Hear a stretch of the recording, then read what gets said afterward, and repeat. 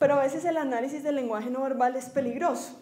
Es peligroso porque una persona, por ejemplo, puede parecer nerviosa. Ustedes, por ejemplo, ahorita me escuchan la voz que me tiembla y podrían estar pensando que yo estoy nerviosa, ¿cierto? Ese podría ser un análisis. Resulta que desde hace un año tengo una lesión en las cuerdas vocales y cuando tengo que hablar duro, porque tengo un reflujo que me quema las cuerdas vocales, entonces la voz me tiembla. Sí, pero mira qué importante. Entonces, fíjate que pareciera que yo estuviera nerviosa. Cuando voy a juicio me toca siempre explicarle al juez, no es que esté nerviosa, sino que a veces cuando ya se me calienta la voz un poquito cuando estoy hablando, ya se... Con una guarditica puede ser. Pero entonces es difícil porque, digamos, pero yo soy un ejemplo de lo que pasa con el lenguaje no verbal. Mi experiencia también me dice, por ejemplo, que hasta los mismos psicólogos a veces interpretan mal el lenguaje no verbal. Yo tuve un caso en el que una niña primero dice que fue víctima de un delito sexual, luego hace una retractación y luego la psicóloga va a juicio y explica que ella cree que la niña está mintiendo porque toda la entrevista movió la pierna. Pero resulta que lo que hace que uno mueva la pierna puede ser la falta de empatía con el entrevistador o que la niña está diciendo una mentira y por eso se retractó. No necesariamente porque ella esté recordando un episodio que sea traumático para ella. Entonces a veces el lenguaje no verbal es bien complicado de interpretar y muchos psicólogos van a juicio y lo interpretan. En algunos casos sí, algunos sí. Bueno, además porque otra cosa ahí es que ustedes saben que existen diferentes tipos de testigos y que el psicólogo actúa en diferentes momentos procesales. Entonces, digamos, en la etapa de indagación e investigación, el psicólogo tiene un papel desde la fiscalía que es actuar como policía judicial, contratado como psicólogo, pero es policía judicial. Su rol en las primeras etapas, por ejemplo, es hacer una entrevista. Y la entrevista, el único objetivo que tiene, desde mi punto de vista, y ustedes me corregirán si yo estoy equivocada, es recoger información de modo, tiempo y lugar. No más. Él se acredita como psicólogo. Y entonces la fiscalía le pregunta cuál es su conclusión de esa entrevista. Y entonces él dice, la conclusión es que el relato es altamente creíble, por ejemplo. Entonces ahí viene el contrainterrogatorio y uno dice, pero si usted no actuó como perito, ni como analista de la credibilidad del testigo, sino solamente actuó como medio para recoger una entrevista, ¿por qué llega a una conclusión? En ese momento el psicólogo no debería llegar a una conclusión, ¿o sí? Si desde su perspectiva como psicólogo, una persona que responde de esa manera puede haber tenido un episodio traumático que lo condujo a contestar así, más allá de valorar si lo que está contestando es real o no. Lo que pasa es que si tú le preguntas a un psicólogo si esa experiencia fue traumática, no bastaría la entrevista para que él respondiera esa pregunta. Por eso es que para mí cuando yo estoy actuando solo como policía judicial, tengo que saber que solamente me puedo pronunciar, mejor dicho, me presento a juicio, para mí sería como testigo de referencia. Claro.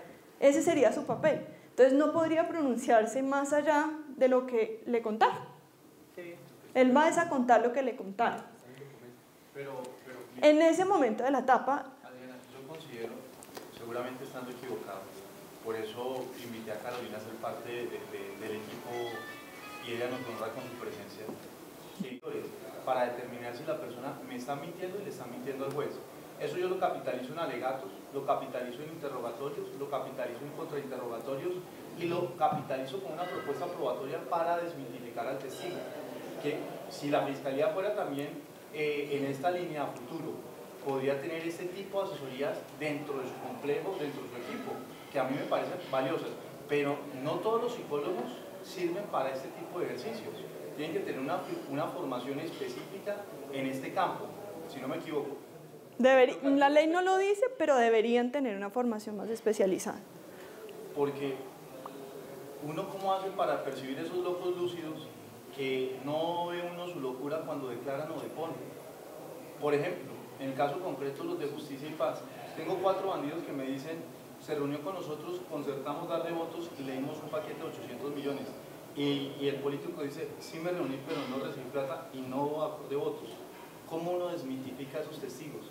Con esas 2 declaraciones, además dentro del proceso no interesa ninguna otra prueba más. Pero en ese caso, ¿qué le preguntarías a la psicóloga de cara a tratar de establecer eso? Yo le pido que me ayude a establecer el perfil del tipo. Yo digo unas personas, sin tratar un caso en concreto en particular. Pero ella tuvo que haber tenido una sesión con esa persona. No, ese es el problema, que para hacer un perfil psicológico, concretamente, la psicóloga debería tener al paciente, sí, y no lo tiene. Y nos toca a la defensa tratar de reconstruir la vida, porque él no se va a sentar con una psicóloga para desmitificarlo. Científicamente no, pero no tenemos otra herramienta.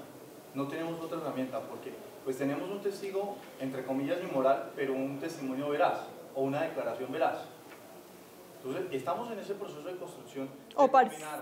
O parcialmente, lo que pasa es que yo, en ese punto, yo les tiende a contradecirse y aceptar que se contradijo. Uno dice, bueno, la verdad es que yo no me acuerdo si estábamos hablando que el lápiz era amarillo o rojo.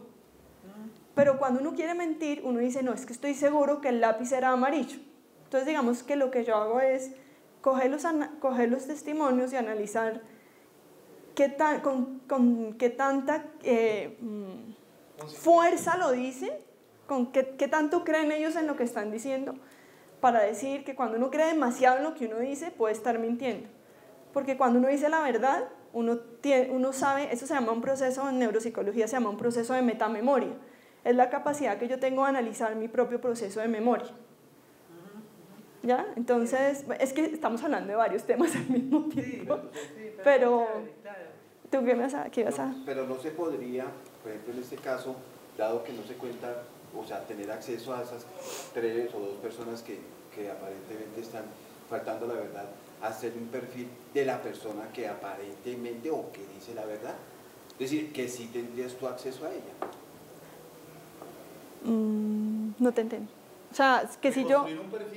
Reconstruir un perfil de la persona. Sin entrevistarla. No, entrevistándolo. Es decir, como el problema de pronto que tú tienes es que lógicamente no se puede tener acceso a las personas que están mintiendo. No podrías tener acceso, y si tienes acceso a la persona que está diciendo de verdad, no puedes hacer un estudio a esta persona para hacerlo valer. Sí, también, pero fíjate que hay una cosa, y es que en algunos relatos, yo si bien no puedo decir con certeza absoluta que el perfil de tal persona es de tal manera, yo sí puedo decir, por ejemplo, a través del discurso, y lo puedo soportar científicamente, que cuando una persona durante toda la entrevista está diciendo, es que yo hice, es que yo dije, es que yo, o sea, se centra tanto en él, uno puede decir que la persona es egocentrista.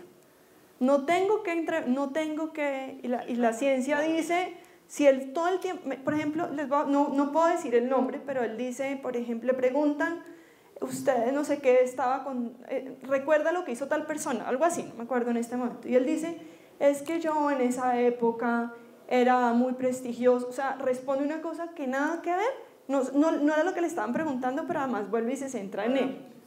Entonces eso nos habla un poco de unas características narcisistas, de una persona que todo el tiempo quiere que lo escuchen a él, que solo responde a lo que le interesa, lo que quiere responder y no a lo que le preguntan. Entonces, si bien no puedo decir con absoluta certeza, desde la ciencia yo sí puedo decir cosas de esa persona solamente escuchando el relato. Pero uno capitaliza eso porque ¿sí? La defensa tiene de gran ventaja que le dice al juez, es que este testigo, según estas valoraciones científicas en su alegato, al momento de valorar la prueba, posiblemente está mintiendo. Ya uno genera duda y uno capitaliza esa duda. Luego, este tipo de acompañamiento yo lo veo muy provechoso para el ejercicio de defensa, porque yo no le estoy diciendo técnicamente ni científicamente, ni con la base de un soporte pericial, el testigo miente, porque además esa prueba sería totalmente inviable, porque no es objetable, no tiene contradicción y constitucionalmente sería inconstitucional. Pero sí capitalizo la duda, que ahí es donde estamos en esos procesos de construcción. No, a mí me resulta muy interesante, me parece que tiene algunas dificultades en unos puntos. Ahora, y es el tema que trabajamos mucho con la prueba pericial, incluso con los fiscales, cuando es el fiscal el que convoca al perito.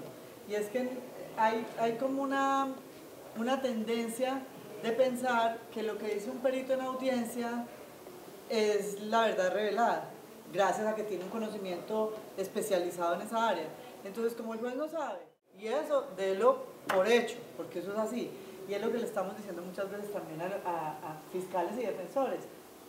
Escuche, verifique y opóngase, mejor dicho, ejecute el rol que tiene que ejecutar. Si usted es fiscal y está escuchando esto y cree que no hay unas bases sólidas, contrainterrogue y ponga todo no tanto el conocimiento científico a prueba, sino el efecto que ese conocimiento científico de este experto va a tener en el juez. Es lo que quiero significar. Porque, ¿a dónde quiero llegar? Claro, de utilidad enorme, trascendental diría yo, porque en la mayoría de los casos, es más, los perfiles criminales que los hacen los psicólogos, y a partir de muchísimas cosas pueden establecer y darle un hilo conductor a muchas cosas. No, el apoyo es total, creo que sí. El tema es que el juez no se vea desplazado en la valoración, es lo que quiero decir. No. Justamente el artículo 400 algo del Código Procedimiento Penal dice que digamos que el experto está para incrementar el conocimiento científico del juez, no para confundirlo, porque si yo lo confundo ya estoy cometiendo un error. Entonces, cuando yo hago un informe, yo lo que busco es que con ese informe el juez pueda tener más conocimiento del que él ya conoce para poder tomar una decisión, tratando realmente de ser objetiva, aunque trabaje para la defensa. Sí, claro. Porque, dime. La posición de la doctora es la posición institucional. Por ende no permiten el polígrafo porque dicen, no, usted no puede suplir al juez. Pero bueno, y como defensor, ¿tú estás de acuerdo con el polígrafo? Es que, sí, claro, no, pero ¿sabes por qué? El polígrafo... No, el polígrafo... El polígrafo no me va a decir si el testigo miente o no miente. El polígrafo me da un hecho base.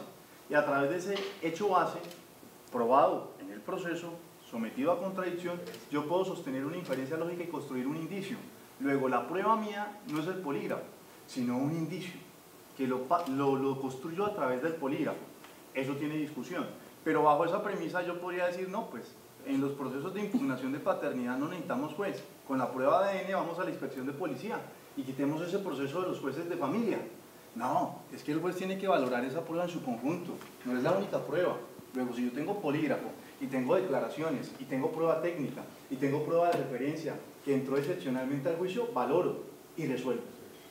Porque si no, entonces... Yo estoy totalmente de acuerdo, pero me preocupa es que un defensor piense que un polígrafo... Yo pensaría que un fiscal se niega al polígrafo es precisamente por tener una concepción muy garantista y pensar que es un peligro que a una persona, como en la época de la Inquisición, le digan, si el florero se cae y se quiebra, usted está diciendo mentiras. No, Luis Ernesto Chesa, padre, el tratado número 1 de pruebas dice que la persona se puede someter a polígrafo bajo el presupuesto de prueba de carácter si decide. Y si se somete al polígrafo, abre la puerta a que le pregunten muchas cosas que bajo la no autoincriminación no se le podían preguntar. Luego es un arma de doble filo, pero es una excepción. Porque a nosotros nos serviría mucho que todo se sometiera a la el resultado del polígrafo no lo va a vincular al juez a la decisión, ¿no? Claro, pero tiene que valorar esta prueba en su conjunto. Totalmente, claro. No, eso estamos... La manera en que se pregunta cómo afecta al recuerdo. Y es que la memoria tiene, uno piensa que la memoria es una sola, pero la memoria es muy compleja. La memoria tiene demasiados pedacitos. Hay, por ejemplo, una zona del cerebro dedicada a lo que se llama la memoria semántica, que es el conocimiento del mundo. Entonces, ¿qué es un vaso? ¿Qué es una silla? ¿Qué es el nombre de una persona? Esa es la memoria semántica, la que me permite acceder al mundo. Hay otra memoria que es la memoria episódica, que está en otra zona diferente del cerebro. La memoria episódica hace referencia ya a hechos, pero para poder tener acceso a hechos tengo que primero tener acceso a una memoria semántica, es decir, que para yo saber que ayer me tomé un vaso con agua, tengo que saber qué es vaso, qué es agua, qué es ayer, porque sin eso no lo puedo hacer. Entonces a veces en las entrevistas y en las declaraciones iniciales se les hacen a las personas, a los testigos y demás, muchas preguntas de tipo semántico, olvidando el tema episódico. Y esas preguntas afectan luego el recuerdo de un hecho episódico. Entonces, las primeras entrevistas que hacen a veces los psicólogos, para todo el proceso son peligrosísimas, porque si las preguntas estuvieron mal hechas, yo después puedo mostrar cómo esas preguntas modificaron para siempre el recuerdo de una persona. Y el tema es que una vez se instaura en el cerebro un falso recuerdo, al cerebro después le queda muy difícil saber cuál es el verdadero y cuál es el falso. Entonces a veces el testigo no quiere mentir, porque es que él cree que lo que está diciendo es verdad. pero lo que está diciendo es mentira porque fue un recuerdo que se le instaura. Plantado. Exacto. Claro. Entonces ahí vienen varias discusiones. Por eso es que mi problema con las primeras entrevistas es que en esas etapas iniciales se hacen, es cómo la fiscalía debería hacer buenas entrevistas para que después, basados en esa entrevista, todos pudiéramos hacer un buen trabajo. Pero como los psicólogos, y lo están grabando y no me importa decirlo después en otras partes, los psicólogos, particularmente la fiscalía, están haciendo malas entrevistas, diciendo que utilizan protocolos que no están utilizando, diciendo que utilizan guías que en realidad no utilizan. Entonces, cuando llegan a mi análisis, pues fácilmente me doy cuenta cómo dicen que usaron una cosa que realmente afectó todo el recuerdo y que realmente no usaron ningún protocolo. Es bien complejo eso. Y eso está haciendo que en muchos casos la defensa gane casos por las malas entrevistas que se están haciendo en principio.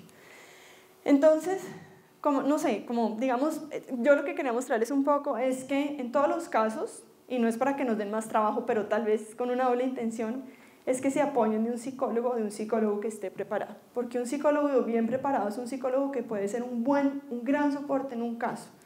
Esta mañana, por ejemplo, el doctor Toro, qué memoria, yo tengo mi cerebro para los nombres está deteriorado. Decía el caso, por ejemplo, para retomar, en ese momento tú no habías llegado todavía, él decía, cuando una persona dispara, demostrar si fue en defensa o por qué disparó, algo así, yo por ahí lo copié, ¿sí se acuerdan? ¿Alguien se acuerda, no? Legítima defensa, no, yo no estaba. Espérate que yo lo copié exactamente para explicarles un poco cuál sería ahí el papel del psicólogo. Porque dispara por defensa propia.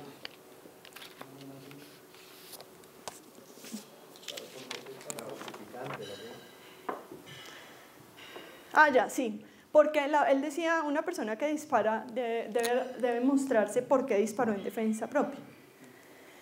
Entonces yo les digo, la psicología se los explica fácilmente, porque es que resulta que ante una situación estresante, lo que hace el cuerpo humano es responder de 3 maneras y no hay otra manera de responder: luchando, atacando, luchando, paralizándose o huyendo. Son las únicas 3 respuestas del organismo. Algunas de esas respuestas son automáticas.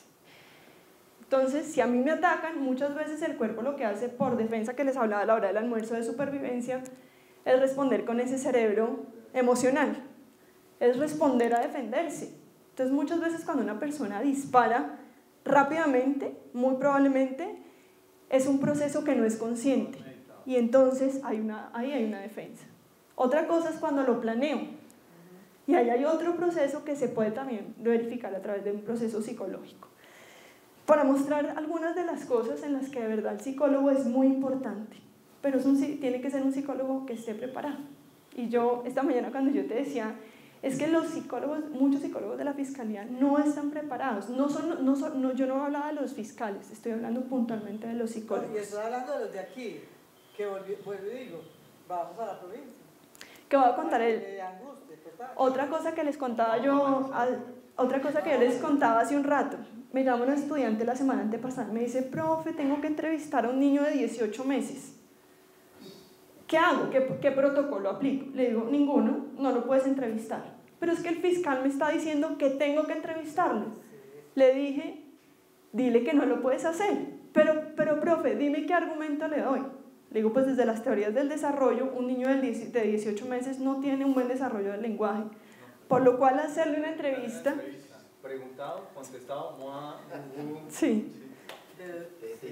Pero estas son cosas que me preguntan todos los días estudiantes de provincia. Me llaman, profe, estudiantes de gente a la que yo, por ejemplo, capacito en San José del Guaviare, en diferentes zonas, y me dicen que no tienen posgrado, solamente tienen el pregrado, y pregrados de universidades que uno sabe que no los forman con profundidad. Entonces llegan a cosas como esas, y así todo sé que hizo una entrevista, no quiero saber el informe. Entonces luego llega un informe, es que no pude grabar la entrevista, y entonces sale un relato larguísimo, y uno dice, es imposible que un niño de 18 meses haya dicho todo esto. Y sin embargo así se van a juicio, y así se ganan casos. Con palabras bien estructuradas diciendo... Sí, pero tristemente pasa que los jueces les creen muchas veces a esos psicólogos. esa es una experiencia. El tema de los menores está satanizado, muy satanizado. Además porque realmente no se puede ejercer un contradictorio. Hay 3 personas, fiscalía o de la defensa, Sí, no, es que es... y no hay un contradictorio. En Estados Unidos, por ejemplo, si el fiscal decide ir a juicio, debe llevar a la víctima, sin importar si es menor, sin importar si pertenece a una población en estado de vulnerabilidad, la tiene que llevar. Usted decide, si no busque más pruebas y si no desista del caso, no lleve un caso a juicio. Acá en Colombia es complejo porque está la Cámara de GESEL y es difícil ejercer un contradictorio de esa forma. Absolutamente, yo diría que es prácticamente imposible. Pero lo hacen. Sí, El claro. tema es que aunque todo el mundo sabe que es muy difícil a un sospechoso, luego alguien le muestra una foto en Facebook, luego le muestran una fila, un reconocimiento en fotos, y luego lo tiene que reconocer en juicio, y siempre lo reconoce. ¿Por qué? Porque una vez se le muestra la foto en Facebook, se alteró el recuerdo para siempre. Es decir, que la persona cree que la que está viendo en Facebook es la misma persona que él vio. Pero resulta que ya la psicología ha mostrado que hay muchos factores que afectan el testimonio. Por ejemplo, la distancia, la intensidad de la luz, la velocidad a la que corrió el sospechoso, las características físicas que son comunes en muchos hombres colombianos. Aquí no es que todos sean monos, altos, sino que aquí hay un prototipo, casi todos usan el pelo cortico, entonces él dice que era casi calvo, que era acuerpado, es una característica general. En general, claro. Y en este momento hay una persona en la cárcel por esa identificación. No, y las condiciones de la víctima en ese momento, ¿no? Claro. Sabe cómo había alimentado en el día, cómo estaba, podía observar, no se puede cambiar cada día, ¿no? Pero además ya muchas investigaciones han mostrado que cuando un testigo cree que de él depende que se haga justicia, él va a tratar de reconocer a una persona y en su cerebro se va a crear la imagen, se va a crear una cara. Hay que señalar a alguien. Y la primera que muestra, y además el testigo, si tú le preguntas, ¿usted está seguro que y el testigo va a decir, estoy absolutamente seguro? Porque el testigo cree que lo que vio es cierto. Yo en juicio pongo el ejemplo, les digo, cuando uno se le pierden las llaves, porque es una cosa que le pasa a todo el mundo, sobre todo las llaves del carro y el control del televisor, esas son 2 cosas que siempre pasan. Entonces uno llega a la casa y yo le pregunto a mis hijos, mi amor, ¿tuviste las llaves del carro? Sí, mami, yo las vi en la mesita de noche. Le pregunto a mi esposo, mi amor, ¿tuviste? Yo, mi amor, yo vi que tú te las guardaste en una chaqueta. Le pregunto a la empleada, ¿usted vio las llaves? Sí, señora Carolina, yo se las puse en tal parte. Todo el mundo